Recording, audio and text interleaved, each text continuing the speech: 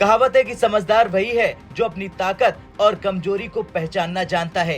यही सिद्धांत अंतर्राष्ट्रीय कूटनीति में भी लागू होती है। बड़े देशों की विदेश नीति इस पर ही आधारित होती है, चाहे वो अमेरिका हो, रूस हो, चीन हो या फिर भारत हो। सब अपनी मजबूती और कमजोरियों का ध्यान रखकर अपने फैसले लेते हैं, लेकिन कई बार छोटे देश अपने महत्व को गलत समझ बैठते हैं। बांग्लादेश ने भी भारत के साथ संबंधों में कुछ ऐसा ही किया। हाल ही में बांग्लादेश ने भारत के सामने 3 बड़ी मांगे रख दी। इन मांग को मानने का दबाव भारत पर बनाया जा रहा, लेकिन सवाल यह है कि क्या भारत इन्हें मान लेगा। चलिए जानते हैं कि बांग्लादेश की मांगों को, और सबसे पहली मांग क्या है वो भी समझते हैं। दरअसल सबसे पहली मांग है शेख हसीना पर रोक। जी हाँ, बांग्लादेश की अंतरिम सरकार ने भारत से कहा है कि शेख हसीना जो बयान भारत में रहकर दे रही उन्हें रोका जाए। उनका कहना है कि जैसे अफगानिस्तान के पूर्व राष्ट्रपति अशरफ गनी को दुनिया से अलग रखा गया है, वैसे ही भारत को शेख हसीना पर बयान देने से रोक लगानी चाहिए।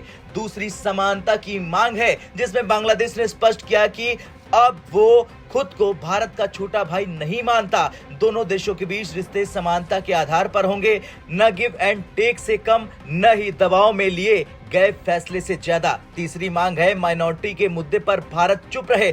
बांग्लादेश ने भारत पर आरोप लगाया कि वो हिंदू माइनॉरिटीज के मुद्दे को इंटरनेशनल स्तर पर उठाकर बांग्लादेश को बदनाम कर रहा। नई सरकार चाहती है कि भारत इस पर चुप रहे और दोनों देश एक दूसरे के अल्पसंख्यकों के मुद्दे पर टिप्पणी न करे। बांग्लादेश की इन अल्टीमेटम्स को देखते हुए ये कहना मुश्किल है कि भारत इनमें से कौन कौन सी मांग मानेगा। भारत के लिए शेख हसीना का बयान रोकना मुश्किल है, क्योंकि ये सीधा उसकी लोकतांत्रिक नीति के खिलाफ होगा। वहीं माइनॉरिटीज के मुद्दे पर चुप रहना भी भारत के लिए चुनौतीपूर्ण है, क्योंकि भारत ने हमेशा अल्पसंख्यकों के अधिकारों की वकालत की है। बांग्लादेश की ये मांगे उसके आर्थिक और राजनीतिक हालातों को देखते हुए कमजोर स्थिति में आई है। मालदीव और श्रीलंका जैसे देश की तरह बांग्लादेश भी चीन के कर्ज के जाल में फंसता नजर आ रहा। भारत इस स्थिति का फायदा उठाकर कूटनीतिक बढ़त हासिल कर सकता है। खैर, बांग्लादेश का गेम अब पूरी तरह से भारत के हाथों में है। उसकी मांगे ये साबित करती हैं कि भारत के साथ संबंध सुधारने के लिए वो तैयार है, लेकिन भारत को ये तय करना है कि वो किस हद तक बांग्लादेश की इन शर्तों को मानने को तैयार होगा।